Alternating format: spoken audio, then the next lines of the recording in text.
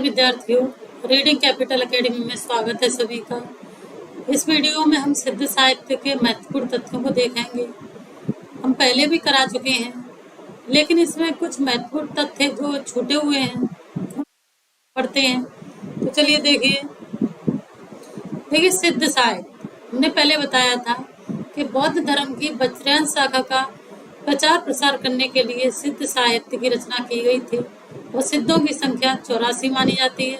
कितनी मानी जाती है बच्चों? 84। तो देखिए इसमें लिखा है कि बौद्ध धर्म के वज्रयानियों को सिद्ध कहा जाता है। किसे सिद्ध कहा जाता है? बौद्ध धर्म के वज्रयानियों को सिद्ध कहा जाता है। ठीक है, सिद्धों की संख्या 84 मानी गई है। कितनी मानी गई है? 84। यानी सिद्धों की संख्या कितनी है? 84 है। सिद्धों ने संधा भाषा शैली का प्रयोग किया। सिद्धों ने किस भाषा शैली का प्रयोग किया है? संधा भाषा शैली का। ठीक है बच्चों। मुनिदत्त और अदयव्रज ने संधा भाषा नाम दिया है, जो आपका संधा भाषा नाम है। ठीक है बच्चों, ये किसने दिया है? किसने दिया है? मुनिदत्त और अदयव्रज ने। मुनिदत्त और अदयव्रज। ठीक है, अगर कभी पूछा जाए कि आपका संधा भाषा नाम किसने दिया है, तो मुनिदत्त और अदयव्रज ने दिया है। ठीक है बच्चों, किसने दिया है? मुनिदत्त और अदयव्रज ने संधा भाषा नाम दिया है। ठीक है, सरप्पा, सवरपा, कडप्पा, टोमिप्पा, लुइप्पा ये आदि सिद्ध हैं। ठीक है, सिद्धों का जो केंद्र है साधना का वो कहाँ था बच्चों? श्री पर्वत। सिद्धों के साधना का जो केंद्र था वो कहाँ था? श्री पर्वत था। ठीक है, सिद्धों की साधना का केंद्र कहाँ था? श्री पर्वत था। ठीक है, तो सिद्धों की साधना का केंद्र श्री पर्वत। ठीक है, आप याद रखेंगे इस बात को कि सिद्धों की साधना का केंद्र क्या था? श्री पर्वत था। ठीक है, डॉक्टर प्रबोध चंद्र बागची ने दोहा को उसका संपादन किया है।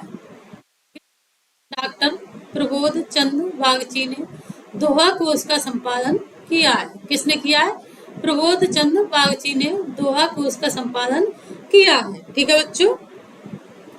हर प्रसाद शास्त्री ने सिद्धों की रचनाओं का संग्रह बांग्ला अक्षरों में बौद्धगान और दोहा नाम से किया है। किसने?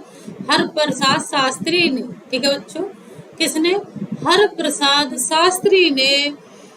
ठीक है, सिद्धों की रचनाओं का संकलन बांग्ला अक्षरों में बौद्धगान और दोहा। ठीक है, बांग्ला अक्षरों में बौद्धगान और दोहा नाम से किया है।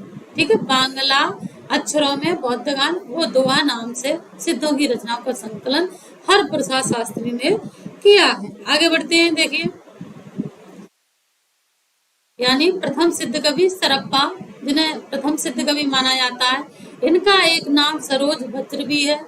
ठीक है, राहुल भद्र भी है। ठीक है, इन्हें अन्य नामों से भी पुकारा जाता है, सरोज वज्र और राहुल भद्र। ठीक है बच्चों, तो हमें सरप्पा का नाम मालूम हुआ कि सरप्पा का अन्य नाम क्या है? सरोज वज्र और राहुल भद्र। ठीक है, देखिए प्रथम सिद्ध कवि सरप्पा को हिंदी का प्रथम कवि माना जाता है।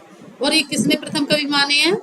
राहुल सांकृत्यायन। ठीक है बच्चों, राहुल सांकृत्यायन ने।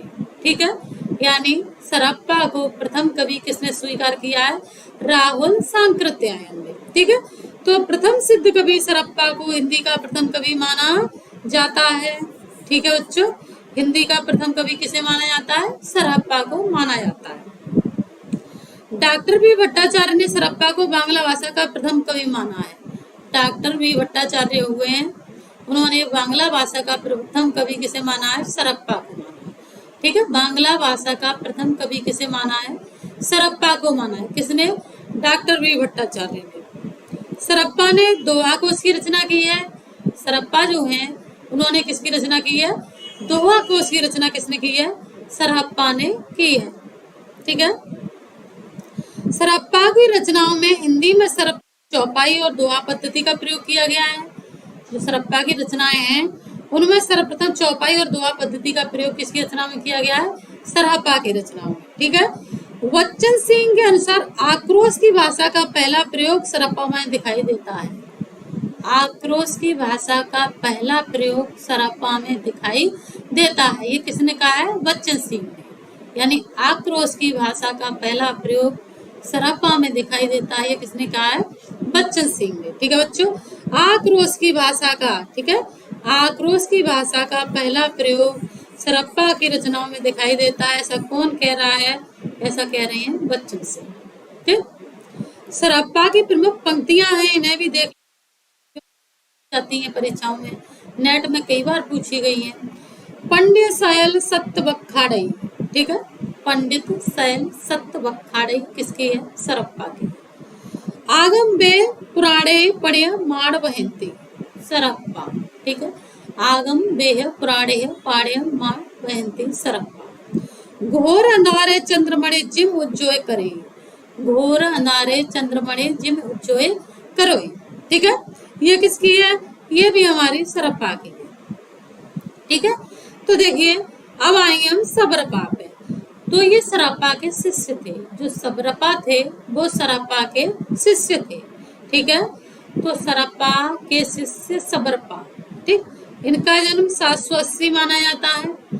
सबरपा का जन्म 780 ईस्वी माना जाता है। इनका प्रसिद्ध ग्रंथ चर्यापद है। ठीक है, इनका प्रसिद्ध ग्रंथ क्या है? चर्यापद। ठीक है, चर्यापद एक गीत है जो प्राय अनुष्ठानों में गाया जाता है, यानी शुभ कार्यक्रम होते हैं, अनुष्ठान होते हैं, उनमें गाया जाता है चर्यापद। ठीक है, चर्यापद संध्या भाषा शैली के दृष्टिकूट में लिखी गई है। चर्यापद किस में लिखी गई है? दृष्टिकूट में। ठीक है, जैसे सूरदास के भक्ति काल में दृष्टिकूट के पद हैं, उसी प्रकार से हमारी ये सबरपा जो है, ठीक है, आदिकाल की जो सबरपा है आदिकाल के, उनकी जो चर्यापद है वो दृष्टिकूट में लिखी गई है। दृष्टिकूट में दोहरे अर्थ होते हैं। ठीक है बच्चों, क्या होता है कि दृष्टिकूट में दोहरे अर्थ होते हैं। ठीक, सिद्धों का दोहा और चर्यापद बाद में संत साहित्य में साखी और शब्द में रूपांतरित हो गया। सिद्धों का जो दोहा पद है और जो चर्यापद थे, ये जो रचनाएं हैं दोहा पद चर्यापद, वो आगे जाके भक्ति काल में साखी और शब्द में परिवर्तित हो गए। कबीर ने साखी और शब्द की रचना की, यानी साखी और शब्द। ठीक है बच्चों, तो सिद्धों का दोहा और चर्यापद बाद में संत साहित्य में साखी और शब्द में रूपांतरित हो गए। अब देखिए क्या लुइप्पा। लुइप्पा का जन्म कब मनाया था? 773 ईस्वी में। ठीक है, 773 ईस्वी में यह सबरपा के शिष्य थे, यानी सरप्पा, सबरपा, लुइप्पा। ठीक है, यानी सरप्पा, सबरपा, ठीक है, और एक आएंगे आपके लुइप्पा। ये गुरु शिष्य परंपरा है। सरप्पा, फिर सबरपा, फिर लुइप्पा। ठीक है, लुइप्पा के गुरु कौन थे? सबरपा, सबरपा के गुरु कौन थे? सरप्पा। ठीक है बच्चों, तो देखिए ये सबरपा के शिष्य थे। लुइप्पा के वाक्य हैं कावा, तरवर, पंचविड़ाल। पंचविड़ाल किसका है? लुइप्पा। ठीक है, कावा, तरवर, पंचविड़ाल, लुइप्पा। भावन हुई अभाव बड़ा जानाई, लुइप्पा। भावन हुई अभाव बड़ा जानाई कौन है? लुइप्पा। ठीक है, भाव न हुई अभाव बड़ा जाड़ई कौन है? लुइप्पा। ठीक है, अब देख लेते हैं डोम्बिपा को। देखिए डोम्बिपा का जन्म हुआ था 840 ईस्वी। डोम्बिपा का जन्म कब हुआ था? 840 ईस्वी। और ये विरूपा के शिष्य थे। जो डोम्बिपा थे वो विरूपा के शिष्य थे। इनके 21 ग्रंथ लिखे हुए माने जाते हैं, किसके? डोम्बिपा के। ठीक है, डोम्बी गीतिका, योगचर्या और अक्षर द्विकोश। ठीक है, अक्षर द्विकोपदेश। अक्षर द्विकोपदेश किसका है? डोम्बिपा का। अक्षर द्विकोपदेश डोम्बिपा का। ठीक है बच्चों, किसका है? डोम्बिपा का। ठीक, तो डोम्बिपा का जन्म 840। यह विरूपा के शिष्य, 21 ग्रंथ माने गए हैं। डोम्बी गीतिका, योगचर्या और अक्षर द्विकोपदेश इनकी रचना है। किसकी? तो अक्षर द्विकोपदेश किनकी है? डोम्बिपा। अक्षर द्वि, ठीक है, किसकी है ये अक्षर द्विकोपदेश?